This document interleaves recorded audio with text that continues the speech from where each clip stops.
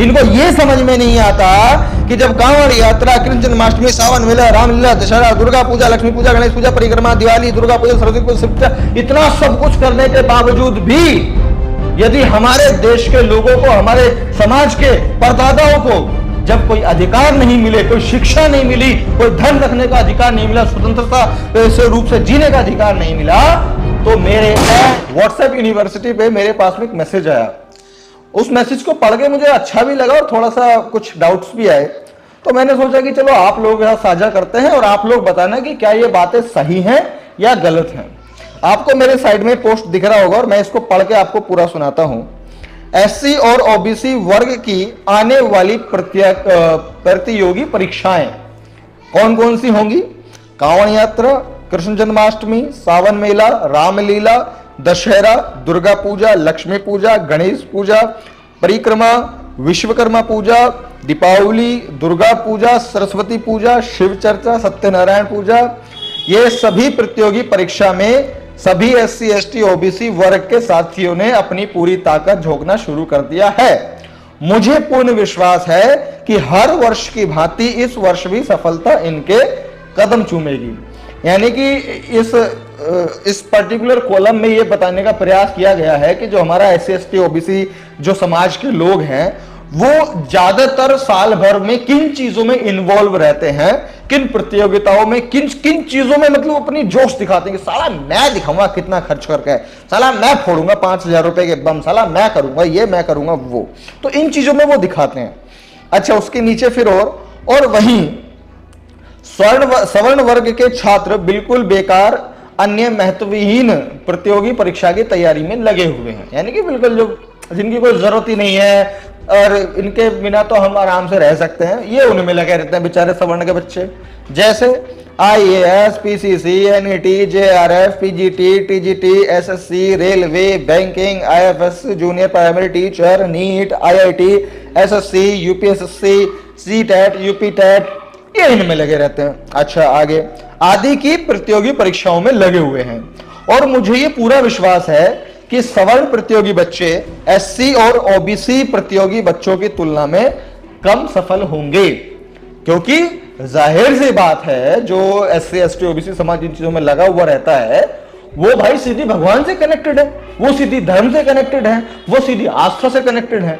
तो इनके अनुरूप वो लोग ज्यादा कामयाब होंगे और यही इस पोस्ट करने वाले व्यक्ति का भी कहना है। अच्छा, फिर एक बात और कहते हैं कि ओबीसी बच्चे जिन महत्वपूर्ण प्रतियोगिताओं की तैयारी में लगे हुए हैं उनसे धर्म रक्षा हेतु अवैतनिक धर्म रक्षक सैनिक तैयार होंगे। वे सैनिक दूसरे धर्मों से लड़ाई करेंगे जिससे सवर्णों की सरकार बनेगी। सवर्ण सरकार महत्वहीन प्रतियोगी परीक्षाओं से सफल सामान्य वर्ग के लोगों को बड़े बड़े पदों पर बिठा देगी। फिर ये सवर्ण देश को जमकर लूटेंगे, बेचेंगे और कुछ दिक्कत आई तो विदेश भाग जाएंगे। साथ ही सरकार में बैठे हुए हमारे ये सवर्ण धर्म भाई एससी और ओबीसी वर्ग के धर्म प्रेमी भाइयों को महंगाई, बेरोजगारी, बैंक ऋण आदि से तंग करके उन्हें आत्महत्या के लिए मजबूर करेंगे। पिछड़ों की बहन बेटियों से छेड़खानी करेंगे, विरोध करेंगे तो पिटाई के बाद उल्टे मुकदमे भी कायम होंगे। उसके आगे लिखा है, मगर कुछ भी हो मेरे एससी और ओबीसी वर्ग के भाइयों, आप धर्म रक्षा के पुण्य कार्य में लगे रहो और शूद्र बनकर अपने बुजुर्गों की तरह सवर्णों की निस्वार्थ भावना से सवर्णों की सेवा करते रहो। आपकी सेवा से खुश होकर आपके मालिक ब्राह्मण आपके लिए गली गली में मंदिरों का निर्माण आपके चंदे से करवा देंगे और आपके मरने के बाद आपके बच्चों से भारी कीमत लेकर भगवान से आपको स्वर्ग में प्रवेश दिलाने की सिफारिश कर देंगे। एससी और ओबीसी वर्ग के भाइयों, आपके ऊपर भगवान की कृपा और ब्राह्मण का आशीर्वाद पहले भी था, आज भी है और आगे भी सदैव बना रहेगा। आपको अपनी प्रतिक्रिया परीक्षाओं में सफल होने से कोई नहीं रोक सकता। आपका शुभ चिंतक। अब देखिए, ये एक बहुत इंटरेस्टिंग मेरे को मैसेज लगा जिसमें असामान्य रूप से बता भी बहुत कुछ दिया और कहा भी कुछ नहीं है। तो कुल मिलाकर के ये थोड़ा सा समाज के लोगों को समझने की जरूरत है, विचार करने की जरूरत है कि जिन कामों में हम साल भर लगे रहते हैं, अपने बच्चों को भी लगाए रहते हैं कि क्या उन कामों के परिणाम से आपका जीवन बेहतर भविष्य बन सकता है। और उसका परिणाम देखने के लिए, उसका प्रमाण देखने के लिए आप पीछे भविष्य में जाकर के देखो कि क्या किसी का भला इन सब कार्यों को करने के बाद हुआ है। क्या किसी भी व्यक्ति ने उन सब पूजा पाठ जल ये वो अगड़म दगड़म करने से किसी ने कुछ विकास देश में किया है। और अगर आपको ऐसा दिखता है तो आप भाई शौक से कीजिए, आप शौक से पैसा खर्च कीजिए, समय खर्च कीजिए, अपनी जिंदगी बर्बाद कीजिए, किसी को घंटा फर्क नहीं पड़ता है। लेकिन एक सामाजिक व्यक्ति होने के नाते हमारी ये जिम्मेदारी बनती है कि आप लोगों को सही चीजों के बारे में जानकारी देने का हम प्रयास करें। अब से पहले हमारा देश गुलाम था, वरना आप ही सोचो, मैं अपने SC ST OBC भाइयों से पूछना चाहता हूं, आप मुझे बताओ कि आप में से कितने लोगों के दादा IAS IPS ये बैंक में इन सब चीजों में, मतलब कौन से एक बहुत बढ़िया पैसे वाले व्यक्ति थे। कितने लोगों के दादा थे आपके? नहीं थे ना। क्यों नहीं थे? क्योंकि अधिकार नहीं थे, हम अधिकारों से वंचित थे। हमें पैसा रखने का अधिकार नहीं था, शिक्षा का अधिकार नहीं था। इसीलिए जो हमारे दादा परदादा वो अनपढ़ और गंवार रहते थे। उसके बाद में हमारे पिताजियों ने संघर्ष किया, हमारे दादाओं ने संघर्ष किया, फिर पिताजियों ने संघर्ष किया। उसके बाद अब हमारी जिम्मेदारी है कि हम संघर्ष करके अपने समाज को, अपने परिवार को आगे लेकर के जाएं।